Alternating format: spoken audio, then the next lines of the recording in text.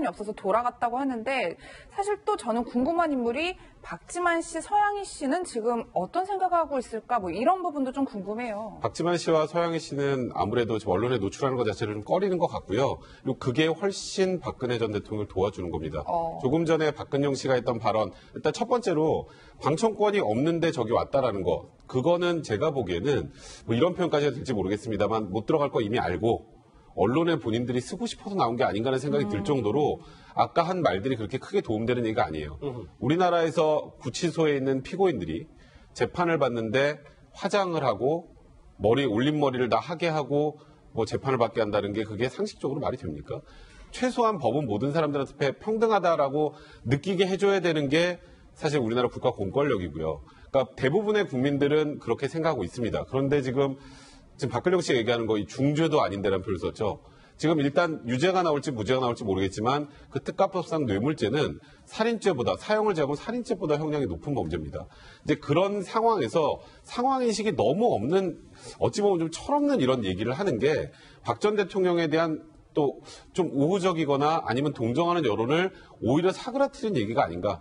그런 면에서 사실 박근영 씨는 좀 지금은 언론 노출을 좀 자제하는 게 어찌 보면 박근혜 대통령을 좀 도와주는 게 아닌가 생각됩니다. 지난번에 왜 우리가 가짜 뉴스를 오늘 확인했잖아요. 가짜 뉴스 아시죠? 왜 그 박근혜 대통령이 지금 아파서 거의 뭐 단식을 하고 있다 또는 너무 아파서 병보석을 신청했는데 보석도 안 들어주고 있다. 그러면서 이제 이 대선 기간 동안 그 굉장히 큰 쟁점이 됐는데 오늘 봤더니 막 아파서 뭐 이렇게 뭐 보석을 신청할 정도의 어떤 건강 상태가 아니잖아요. 그런데 그 가짜 뉴스의 시발점이 어떻게 됐냐면 바로 박근영 씨였어요. 박근영 씨가 이렇게 얘기하죠. 그때 부신 기능 저하라는 만성 질병을 앓고 있어서 지금도 굉장히 아프다. 이 발언이 시작이 돼서 이제 가짜 뉴스까지 됐단 말이죠. 결코 그때도 지금도 사실은 자신의 언니를 도와주러 과연 나왔느냐.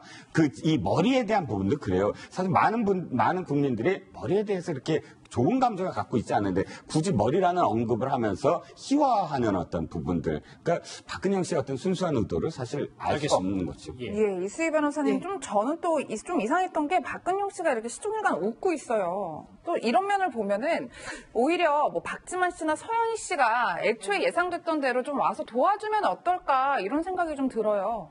그러니까 지금 이제 그 백 변호사님 말씀대로 언론에 노출돼서 뭐 이렇게 보이게 뭘 도와줄 수 있는 건 아니고 가족들이 지금 형제들이 도와줄 수 있는 건 뒤에서 도와줘야 되는 거죠. 지금 뭐 변호사 뭐 비부터 시작을 해가지고 아니면 이제 소소한 뭐 그거를 그 윤전추 전 행정관이 돕는다고 하지만 그런 거는 이제 차츰차츰 좀 가족들이 나서서 해줘야 되는 시점이 올 수도 있기 때문에 뭐 그렇게 도와줘야 되는 거지. 이렇게 언론에 노출하고 그러면 결국은 뭐 저것도 좀 정치적인 함의를 갖고 있는 거 아닌가 본인들의. 그러면 말씀 끊어서 죄송한데 삐딱하게도 보게 되네요. 서양희 변호사와 박지만 회장은 지금 물심양 뒤에서는 일단 언론의 모습을 드러내지 않지만 도와주고 있다고 보시는 건가요? 저는 그럴 가능성이 있다고 봐요. 모르겠습니다. 박근혜 전 대통령께서 뭐 그거를 거부할지. 근데 지금 봐서는 뭐 그럴 경황은 아닌 것 같아요. 오늘 사실 담담한 모습도 보이고 좀 의연한 모습도 보였지만 그리고 앞서 이렇게 있는 그 검사들하고 이렇게 목례를 하면서 인사도 나누고 하는 어떤 조금의 여유도 보였지만 그래도 오늘의 전체적인 그 살이 쑥 빠지고 이런 모습 보면 초췌한 모습 보면은 뭐 그런 것까지 일일이 신경 쓸 상황은 아니지 않나 하는 생각이 듭니다. 지금부터 그림 하나 다시 보실 텐데 왜냐하면 박근혜 전 대통령 지지자들 그리고 박근영 씨의 모습을 봤다면 이분들도 오늘 이 역사적인 첫 재판의 모습을 드러냈습니다. 저분들이 누구냐면 가운데 있는 분이 이제 김규현 전 청와대 외교안보 수석이고 저 허원재 전 수석의 모습도 보이고 있는데요. 저 이현정 의원님. 네. 이분들의 허원재 전 수석입니다. 네. 방송에 나완 이제 어쨌든 이제 모습을 비춰줬는데 방청 의원은 어떤 심경이 담겨 있을 거라고 보십니까? 아무래도 이제 대통령을 직접 청와대에서 모신 참모들이기 때문에 아마 오늘 첫 재판에 나와서 이제 재판을 지켜봤을 것 같습니다. 오늘 김규현 전 외교안보수석이라든지 또 배성래 홍보수석 또 이제 허원재 정무수석 그리고 천영식 홍보기획비서관 뒤에 같이 와서 아마 재판을 지켜본 것 같은데 사실 이제 박 전 대통령의 지금 참모들 중에서 대표적인 이제 김기춘 전 실장이라든지 조윤선 김무선 전 장관 다들 지금 또 구속돼 있지 않습니까? 그렇죠. 그리고 지금 이제 전 민정수석 같은 경우는 또 이제 본인이 뭐 어떤 참여를 한다는 이유로 이제 자기 고향까지 지금 걸어서 지금 가고 있어요. 조 전 수석 같은 경우는.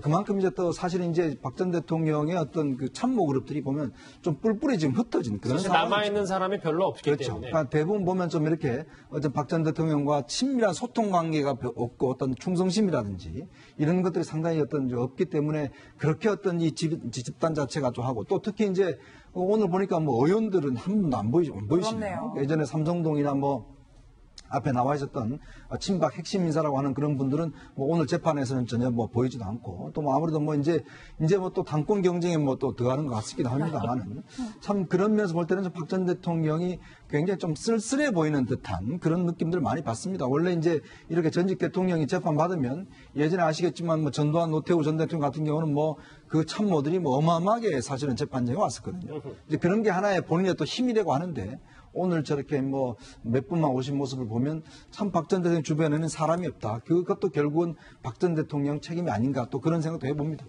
그러게 말씀하셨던 삼성동 친박의 모습은 일단 오늘 보이진 않았습니다. 첫 정식 재판을 받고 다시 구치소로 돌아간 박근혜 전 대통령은 어떤 심정이었을까요? 오늘 하루가요. 과거의 발언으로 한번 비춰보겠습니다. 호랑이한테 물려가도 정신을 차리면 된다는 그런 말이 있듯이 우리의 그 집중을 자꾸 이렇게 분산시키려는 일들이 항상 있을 거다. 의뢰.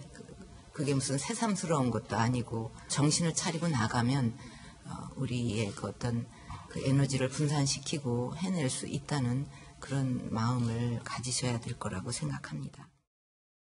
예, 백 변호사님, 당장 이제 다음 박 전 대통령의 재판이 이틀 뒤인 목요일 이제 10시로 잡혔단 말이에요. 재판부가 마무리 발언에서 주 4회 재판도 불가피할 것 같다 이렇게 얘기를 했는데 스케줄이 엄청나죠. 사실 이제 구속된 피고인 같은 경우에는 이제 구속 상태에서 6개월이 이제 구속 기간이 됩니다. 6개월이 지나면 사실 원칙적으로 보석으로 석방을 해야 돼요.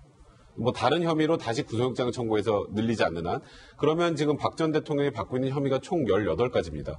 총 18가지 중에 지금 이재용 부회장과 관련된 삼성 측의 뇌물 관련해서도 어마어마하게 자료가 많죠. 뭐 수사 기록이 10만 쪽, 11만 쪽이 넘는다고 하는데 그런 하나하나 세세한 부분까지 재판을 진행하고 또 증인도 제가 알기로 어마어마한 숫자거든요. 예. 그럼 그런 숫자의 증인 신문까지 다 진행을 6개월 안에 하기 위해서는 현실적으로 집중심리 방식으로 해서 일주일에 3회, 불가피하게 4회까지도 어쩔 수 없는 상황이라고 지금 재판부가 밝히는 거고요. 그거는 제가 말씀드렸던 것처럼 그 1심이 6개월 안에 끝나야 된다라는 그 구속기간의 문제가 가장 이제 중요하다고 보시면 되고 또 하나 확실한 건 그만큼 첨예하게 검찰과 박 전 대통령 측의 의견이 하나하나 세세한 부분이 다르다라는 것을 단적으로 보여주는 그런 뭐 이제 재판 기일 잡는 방식이 아닌가라는 생각이 듭니다. 그러니까 모레 오전 10시면 또 이제 두 번째 재판이 네, 있는 그렇습니다. 거네요. 앞으로 계속 눈여겨봐야 될 텐데 이수희 변호사님, 물론 아직 첫 재판이라서 좀 많이 남았습니다만 뇌물죄가 인정되면 글쎄요 10년 이상의 형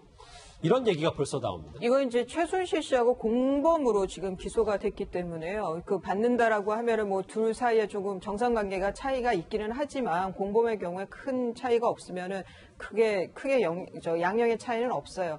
뇌물죄가 많이 인정된다 그러면 최소 10년 이상이 돼야 되는 거죠. 최소 10년 이상 선고가 날 가능성이 있습니다. 지금 장량 감경이라 해서 그 감형을 해준다고 해도 5년 이상인데 글쎄요 그거는 하지만 뇌물죄가 지금 법조계에서 이게 뇌물죄가 성립이 되느냐 안 되느냐는 좀 의견 차이들이 있거든요. 만약 뇌물죄가 인정이 안 되고 직권남용만 인정이 된다라고 하면은 최고가 7년 6개월이에요. 다른 직권남용죄들하고 합해져서 그러면은 뭐 최소는 그러니까 최고 7년 6월 정도라고 하면은 그 사이에서 여하튼 집행유예가 나올 수 있는 사안은 아니다. 그러면은 실형을 어떤 죄명이든 유죄가 인정됐을 때는 실형을 살아야 될 가능성이 높다라고 보입니다. 예, 백 변호사님뿐만 아니라 이제 재판부가 막바지에 좀 변호인 접견이 어려운 측면이 있다라고 얘기한 것에 대해서 최순실 씨를 남부구치소에서 서울구치소로 이감할 수 있는 방법을 좀 찾아보자 뭐 이런 취지로 얘기를 했더라고요. 그럼 뭐 이감 가능성도 있다고 저희가 보면 될까요? 그건 재판부에서 그렇게 얘기를 했으면 가능성이 없는 건 아닙니다. 왜냐하면 최순실 같은 경우에는 지금 받고 있는 재판이 너무 많죠.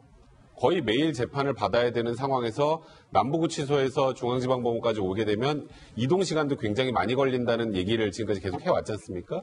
이제 그래서 변호인 접견을 원활하게 하는 건 그거는 뭐 최순실이 잘했건 잘못했던 간에 그래도 이제 피고인의 권리라고 해야 되거든요. 변호인의 조력을 받을 권리를 제대로 행사받을 수 있는 그런 방안을 이제 검찰에 한번 얘기를 해보라고, 그러니까 좀 알아보라고 한 건데요. 예. 검찰 입장에서는 박 전 대통령과 최순실이 가장 주요한 공범 관계이기 때문에 공범 분리 수용의 원칙 때문에 이제 남부구치소로 옮긴 건데 그런 이 두 가지를 절충할 수 있는 방안을 검찰도 한번 고민할 것 같다는 생각이 듭니다. 이 역사적인 오늘의 재판을 바라보는 지금 청와대는 이종우 시장님 어떤 네. 입장을 기본적으로 갖고 있어요? 일단 오늘 기자들이 논평을 이제 요구를 했을 때 공식적인 어떤 논평은 없다라는 반응을 보였습니다. 사실상 지금 청와대에서는 이랬잖아요. 정인의 문건 다시 조사해라라는 업무를 지시를 내렸지 않습니까? 그렇다면 지금 최순실 게이트의 부족한 부분들을 다시 수사하라고 직접 지시를 내린 것이고 더군다나 특검의 수사팀장이었던 윤석열 검사를 지금 중앙지검장에 임명까지 했어요. 그런데 재판 과정에서 지금 최순실 변호사는 윤석열 중앙지검장이 이걸 다 했다라고 지금 이제 엮고 있는 거죠. 그야말로. 예. 그렇다면 청와대가 오늘 같은 날 다시 이제 논평을 한다? 그러면은 완전히 개입하는 것처럼 사실 빌미를 줄 수가 있어요. 그러니까 계속 이제 퐁당퐁당 이제 말이 오고 갈 수밖에 없는 그렇죠. 상황이었어요. 그러니까 일단 거리두기를 하는 것이 훨씬 더 정치적인 어떤 그 휘말림에 들어가지 않겠다라는 그런 의미로 볼 수가 있겠죠. 예. 대통령 특집 1 박근혜 전 대통령의 역사적인 첫 재판 얘기를 해봤습니다. 백성훈 변호사님과는 여기서 인사드리겠습니다. 고맙습니다.